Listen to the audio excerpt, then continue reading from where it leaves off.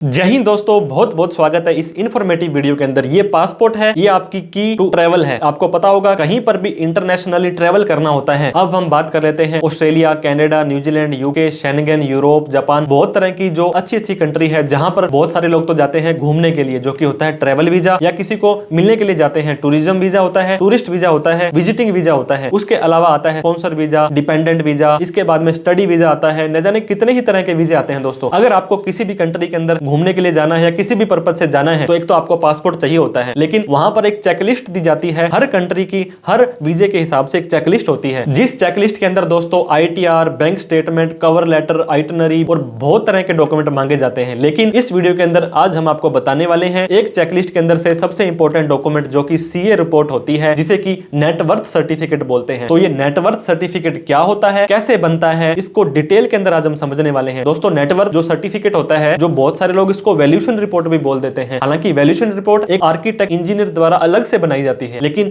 Most of the cases में CA report को ही मान लिया जाता है। सीए रिपोर्ट का कितना खर्चा आता है, सीए रिपोर्ट का क्या फॉर्मेट होता है, और सीए रिपोर्ट हम बनाते क्यों बनाते हैं? क्योंकि ये हमारी नेटवर्थ, हमारी हैसियत बताता है कि हमारे पास में इतना सारा प्रॉपर्टी है, हमारे पास इन्वेस्टमेंट है, और हम जिस भी कंट्री में जिस भी पर्पज के लिए जा रहे हैं वो हम पूरा करने के बाद में इंडिया वापस आ जाएंगे। तो मोस्ट ऑफ द केसेस में इसी कारण ही सीए रिपोर्ट बनाई जाती है। दोस्तों, आपने यहां से किसी कंट्री में चले गए और उसके बाद में आपको वहां पर जाने के बाद अगर आपको अपना वीजा एक्सटेंड करना है, मान लीजिए आप स्टडी वीजा पर गए हो और आपको अपना वीजा एक्सटेंड कराना है, तब भी ये सीए रिपोर्ट आपकी फैमिली के पीछे से मांग ली जाती है। और आप चले गए, उसके बाद में आपकी फैमिली ने जाना है, तब भी ये सीए रिपोर्ट काम आती है। ये ओवरऑल पूरे के पूरे फैमिली की बन जाती है। आप भी किसी भी कंट्री से रिलेटेड सीए रिपोर्ट या वैल्यूएशन रिपोर्ट, आर्किटेक्चर की रिपोर्ट बनवाना चाहते हैं, तो आप हमसे संपर्क कर सकते हैं, कमेंट कर सकते हैं, हमारे नंबर पर कॉल कर सकते हैं। तो देर ना करते हुए सीए रिपोर्ट के बारे में डिटेल के अंदर जान लेते हैं।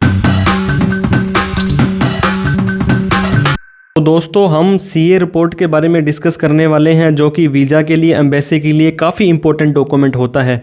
तो सबसे पहले हम बता देंगे कि क्या सीए रिपोर्ट होती है, इसके अंदर क्या क्या इन्फॉर्मेशन आपको यहाँ पे दिखानी होती है, क्या इसकी फ़ीस होती है, क्या इसका फॉर्मेट होता है, और कैसे आप इस सीए रिपोर्ट को बना सकते हैं। तो मैं बता दूं दोस्तों, सीए रिपोर्ट के काफ़ी नाम आपको यहाँ पर देखने को मिलेंगे। कुछ लोग बोलते हैं नेटवर्थ सर्टिफिकेट, कुछ बोलते हैं सीए रिपोर्ट, कुछ बोलते हैं वैल्यूएशन रिपोर्ट, कुछ बोलते हैं ई वैल्यूएशन रिपोर्ट, और कुछ बोलते हैं प्रॉपर्टी वैल्यूएशन रिपोर्ट। तो इनका ओवरऑल पर्पज एक ही होता है कि आपके पास में कितनी प्रॉपर्टी पड़ी है, क्या आप एक जेन्युइन पर्सन है, क्या आप घूमने जा रहे हैं या किसी पर्पज के लिए जा रहे हैं तो आप वापस आएंगे, इस पर्पज को फुलफिल करते हैं नहीं। तो दोस्तों, Australia, Canada, New Zealand, UK, USA, बहुत सारी कंट्रियां होती हैं। लगभग हर कंट्री का वीज़ा अगर आपको लगवाना होगा तो एक चेकलिस्ट के अंदर ये शामिल होता है सीए रिपोर्ट आपकी। और दोस्तों, आपका स्टडी वीज़ा हो, टूरिस्ट वीज़ा हो, विजिटर वीज़ा हो, स्पाउस वीज़ा हो, या किसी भी तरह का वीज़ा हो, डिपेंडेंट वीज़ा हो, वर्क वीज़ा हो, ये रिपोर्ट आपसे लगभग मांग ही ली जाती है। तो इसके साथ में दोस्तों, ये जो सीए रिपोर्ट है, कभी कभी आपकी जो एम्बेसी होती है, या आपके जो एजेंट होती है, या जो आपकी एजेंसी होती है जहाँ से आप वीज़ा लगवा रहे हैं, वो बोलते हैं हमें एक वैल्यूएशन रिपोर्ट अलग से और दो सीए रिपोर्ट के अलावा, जो कि एक इंजीनियर, एक आर्किटेक्चर या इसी तरह का कोई प्रोफेशनल होता है वो जारी करके देता है। कहने का मतलब दोस्तों, सीए अपनी रिपोर्ट में जो वैल्यू डालेगा, उस वैल्यू को सीए खुद नहीं डालेगा, वो किसी अदर पर्सन से निकलवा के डालेगा, जो कि उस फील्ड का एक्सपर्ट होगा, टेक्निकली उसमें एक्सपर्ट होगा। जैसे बीटेक होल्डर वगैरह दोस्तों इंजीनियर होते हैं, तो वो क्या होते हैं, उनको एक स्पेशल डिग्री ली होती है, उनको प्रॉपर एक टेक्निकल रिपोर्ट बना के देते हैं कि ऐसे ऐसे करके 7, 8, 10 पेजेस की होती है। तो कई बार ये अलग से वैल्यूएशन रिपोर्ट मांग ली जाती है, और कई बार ओनली सीए रिपोर्ट से भी काम चल जाता है। तो ये डिपेंड करता है आपके एजेंट के ऊपर, आपकी एम्बेसी के ऊपर, आपकी रिक्वायरमेंट के ऊपर। सीए रिपोर्ट के अंदर दोस्तों एक तो होता है मूवेबल एसेस्ट, एक ई मूवेबल एसेस्ट, एक लिक्विड एसेट होता है जिसमें कैश एंड बैंक होता है, और एक लाइबिलिटीज होती है। इन चारों को हम अलग अलग बता देते हैं। सबसे पहले ई मूवेबल एसेट दोस्तों, ऐसी एसेट जो हिलती नहीं है, एक ही जगह पर फिक्स रहती है। अगर आपकी कोई ज़मीन है, खेती की ज़मीन है, एग्रीकल्चर लैंड है, कोई दुकान है, कोई मकान है, कोई प्लॉट है, कोई फैक्ट्री है, मतलब किसी भी तरह का ऐसा कोई प्रॉपर्टी है दोस्तों आपकी, तो वो आपकी ई मूवेबल एसेट होती है। इसके बाद में मूवेबल एसेट, ऐसी एसेट जो एक जगह से दूसरी जगह पर हिल सकती है, चेंज हो सकती है। जैसे कि सबसे ज़्यादा तो व्हीकल होता है, व्हीकल के अंदर दोस्तों अगर आपके पास कोई कार है, आपके पास कोई बाइक है, इसके अलावा कोई भी और प्रॉपर्टी है आपके नाम से, तो वो सारी की सारी यहाँ पे आ जाएगी। जैसे कि आपके पास ट्रक है, कोई बस है, किसी भी तरह का कोई व्हीकल है, वो सारा आ जाएगा। इसके लिए आपको व्हीकल की आरसी उनको देनी पड़ेगी, रजिस्ट्रेशन सर्टिफिकेट। गोल्ड के अंदर गोल्ड एंड ज्वेलरी बहुत बार क्या होते हैं, सेल्फ डिक्लेरेशन पर भी डाल देते हैं वो सीए साहब। कई बार आपको क्या है, एक सर्टिफिकेट लेना पड़ता है। किसी सुनारे के पास में आप गोल्ड स्मिथ के पास लेके जाओगे तो वो उसको तोल करके मोल करके बता देगा कि आपके पास 50 ग्राम का सोना है, ये के हिसाब से इतने रुपए का होता है। इसके अलावा दोस्तों एलआईसी है तो उसकी सरेंडर वैल्यू, पीएफ है, पीपीएफ है, एनपीएफ है, किसी भी तरह का कोई भी पैसा आपके पास प्रॉपर्टी पड़ी है तो एनी अदर प्रॉपर्टी के अंदर आप वहां पे शो कर सकते हैं। लिक्विड के अंदर दोस्तों कैश इन हैंड, ये भी वैसे तो अनसर्टेन होता है, लेकिन आप कोशिश करें 1 लाख से लेकर के 3-4 लाख तक की रखें, क्योंकि अगर आपके पास जेन्युइन सोर्स है, आपके पास अगर बैलेंस शीट में शो हो रहा है कैश इन हैंड, तब तो आप जितना मर्जी ले लें, अदरवाइज मैक्सिमम 4-5 लाख रुपए तक इसे रखा जाता है। बैंक का बैलेंस दोस्तों, बैंक का बैलेंस आपके पास में करंट अकाउंट भी हो सकता है, सेविंग अकाउंट भी हो सकता है, तो उनकी आप एक क्या करें, यहाँ पे एक तो स्टेटमेंट भी ले सकते हैं या बैलेंस सर्टिफिकेट भी आप ले सकते हैं बैंक से कि इस बैंक में इतना रुपये पड़ा है।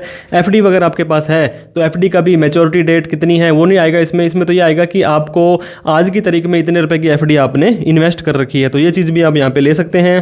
कितनी फीस एक सीए रिपोर्ट की जो है चार्ज की जाती है दोस्तों, ये डिपेंड करता है आपके एरिया में। आप अगर मेट्रो सिटी में रहते हैं दोस्तों, जयपुर, मुंबई, दिल्ली में रहते हैं, एक छोटे से शहर में रहते हैं, उसका फ़र्क पड़ जाता है।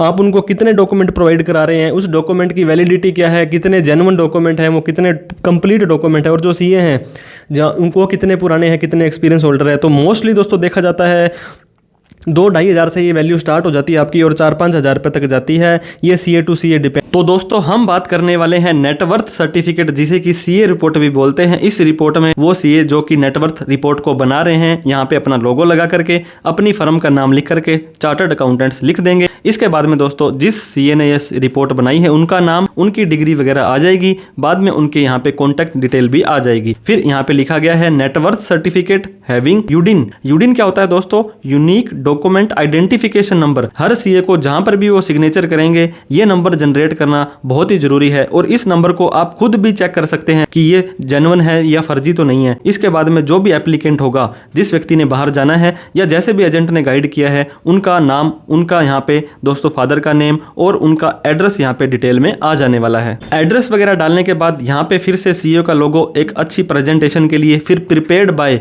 जिस सीए ने बनाया है उनका नाम, उनकी डिग्रीज, उनकी फर्म का नाम और उनका membership number, firm registration number और कहां पर वो रजिस्टर्ड हैं, उनकी कॉन्टैक्ट डिटेल, उनकी मेल आईडी। क्योंकि एम्बेसी कभी भी दोस्तों क्रॉस वेरीफाई कर सकती है। जब क्रॉस वेरिफिकेशन होगा तो आपसे ही पूछा जाएगा, उस सीए से पूछा जाएगा कि क्या सीए रिपोर्ट ये आपने बनाई थी, क्या ये जेन्युइन है, क्या ये वैलिड है। तो हम हमारे दोस्तों बहुत सारी एम्बेसीज की कंफर्मेशन मेल या कई बार यूनिवर्सिटी वगैरह भी भेजती है, तो हम उनको टाइमली कंफर्म कर देते हैं जी हाँ ये हमने बनाई है और बिल्कुल वैलिड है। तो इस तरह से इसका पहला रिपोर्ट, पहला पेज होता है। अब हम आ जाते हैं दूसरे पेज पर। ये दोस्तों डिपेंड करेगा कि कितने पेजेस की सीए रिपोर्ट है। नॉर्मली 2, 3, 4, 5 पेज तक की सीए रिपोर्ट बन जाती है, और जो इसका फॉर्मेट है कोई भी स्टैंडर्ड फॉर्मेट नहीं होता है। हर सीए अपने हिसाब से इसको बनाते हैं। जिस तारीख को ये रिपोर्ट बनी है आप ये देख सकते हैं, ये तारीख यहाँ पे आ गई है, और रेफरेंस नंबर उनका इंटरनली होता है। मान लीजिए ये 450 नंबर की सीए रिपोर्ट बन रही है और ये बन रही है 24-25 के अंदर, तो ऐसा वो लिख देते हैं और यूडी नंबर यहाँ पे आ जाएगा। नेटवर्थ सर्टिफिकेट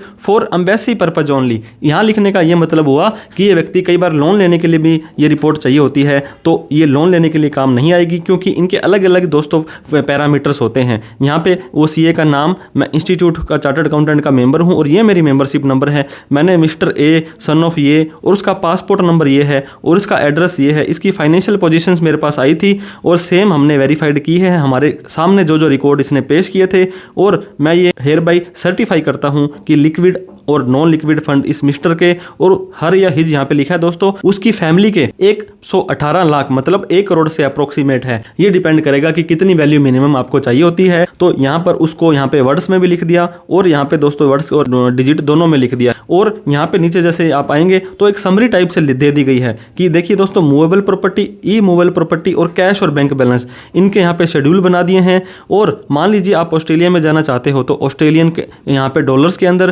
कनाडा में जाना चाहते हो तो कैनेडियन डॉलर में, यूएसए में जाना चाहते हो तो इन डॉलर में तो वैल्यू इतनी है और इंडियन रुपीज़ में इस व्यक्ति की वैल्यू इतनी है, ताकि अगर मान लीजिए 5 पेज की ये सीए रिपोर्ट है तो उस एम्बेसी वाले के अगर टाइम नहीं है ज़्यादा तो वो यहाँ से समरी में भी देख लेगा कि हाँ जी व्यक्ति के पास इतना सामान पड़ा है और ये सामान है, तो कई बार वो आगे जाते भी नहीं है। लेकिन ऐसा हमें नहीं सोचना है। इसके बाद में दोस्तों अब हम देख लेंगे कि जो भी यहाँ पे नोट्स लिखे गए हैं कि ग्रेट ब्रिटेन पाउंड है या कनाडा के डॉलर की क्या वैल्यू ली गई है, सोने का रेट क्या था, चांदी का रेट क्या था और लैंड एंड बिल्डिंग की वैल्यूएशन रिपोर्ट हमने निकलवाई है या नहीं निकलवाई है, ये सारी चीज़ें करके हर पेज पर इस तरह से ये सीए के सिग्नेचर हो जाने वाले हैं। फिर हम थर्ड पेज पर आते हैं तो यहाँ पे लिखा है शेड्यूल 1 से लेकर 3 तक इस सर्टिफिकेट का पार्ट है और ये सर्टिफिकेट वीजा या इमिग्रेशन के लिए ही काम आने वाला है। टू हुम सो इट में कंसर्न, कोई भी इसके ऊपर जो संबंधित है इसका यूज कर सकता है। अब यहाँ पे दोस्तों पहला आपको बताया था ई मूवेबल प्रॉपर्टी, ऐसी प्रॉपर्टी जो अपनी जगह से घूमती नहीं है, इसके अंदर मकान, दुकान, प्लाट वगैरह आ जाएगा। रेजिडेंशियल हाउस है, दुकान है, एग्रीकल्चर लैंड है, कौन ओनर है, कितनी इंडियन रुपीज में वैल्यू है और कितनी ग्रेट ब्रिटेन पाउंड में है। नीचे आप आएंगे, इसका रेजिडेंशियल प्लॉट है, एग्रीकल्चर लैंड है, कोई भी दोस्तों किसी तरह का कोई प्रॉपर्टी है, किसकी है, उसके फादर की है, मदर की है, कितनी वैल्यू आ रही है, इन सभी का टोटल यहाँ पे आ जाने वाला है। अब दूसरी बात करें, ये दोस्तों ई मूवेबल प्रॉपर्टी, ऐसी प्रॉपर्टी जो एक जगह से दूसरी जगह पर जा सकती है, जैसे कि गोल्ड वगैरह हो गया, आपको व्हीकल है, कोई कार है, ट्रैक्टर है, बाइक है, किसी भी तरह का कोई व्हीकल है, दोस्तों आपने इन्वेस्टमेंट कर रखी थी शेयर मार्केट के अंदर, मतलब प्रॉपर्टी होनी चाहिए। पीपीएफ के अंदर आपने 10 लाख रुपए लगा रखे हैं, बहुत तरह की यहाँ पे चीजें होती हैं, कौन ओनर है, इंडियन रुपीज में कितना है और फॉरेन जिस कंट्री में जाना चाहते हो उसमें इसकी वैल्यू कितनी आ रही है। उसके बाद में नेक्स्ट पेज पर हम आ जाते हैं detail of liquid asset, cash, bank और जो भी इनकी एफडी वगैरह आती है। दोस्तों कैश इन हैंड, उस व्यक्ति के पास कितना कैश पड़ा है ये नॉर्मली वो डिक्लेयर करते हैं या आप उनसे किस तरह का कोई फिजिकली भी चेक कर सकते हैं। फिर आ जाता है बैंक का बैलेंस, किसी भी बैंक की कौन सी ब्रांच में क्या खाता नंबर है, कितनी तारीख को कितना पैसा पड़ा था।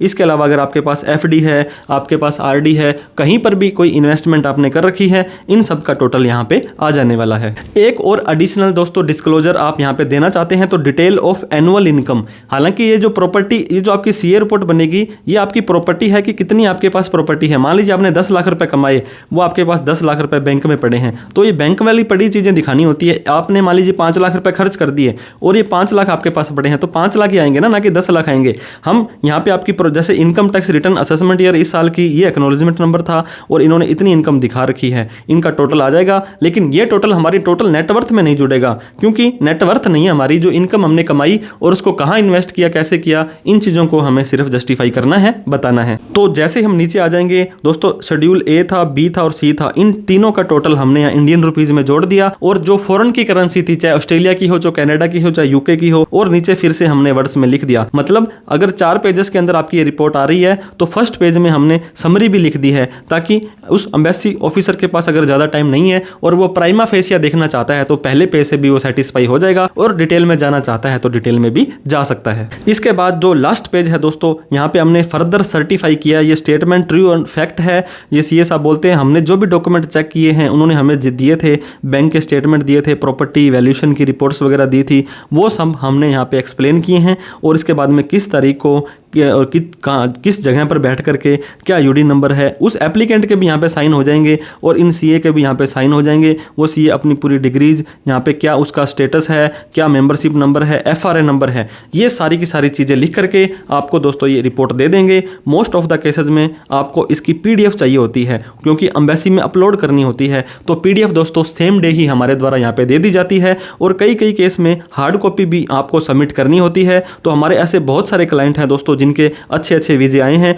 उनको हम कुरियर से सेम डे ही ये हार्ड कॉपी भेज देते हैं। तो अगर आप भी अपनी सीए रिपोर्ट, नेटवर्थ सर्टिफिकेट या वैल्यूएशन रिपोर्ट जो आर्किटेक्ट वैल्यूअर द्वारा बनाई जाती है बनवाना चाहते हैं तो आप हमारे दिए गए कॉन्टैक्ट नंबर पर हमसे बात कर सकते हैं। हमारा नंबर दोस्तों 88 750 42,000 है। इससे अलावा कोई भी डाउट, क्वेरी, क्वेश्चन आपकी होती है तो आप कमेंट करके हमसे पूछ सकते हैं, हम उसका रिप्लाई करने की कोशिश करेंगे। तो वीडियो देखने के लिए बहुत बहुत धन्यवाद। इस वीडियो को उन सभी लोगों में शेयर जरूर करें दोस्तों जो विदेश जाना चाहते हैं, इमिग्रेशन का उनका कोई काम है और उनको सीए रिपोर्ट के बारे में समझना था। तो थैंक यू सो मच। जय हिंद, जय भारत।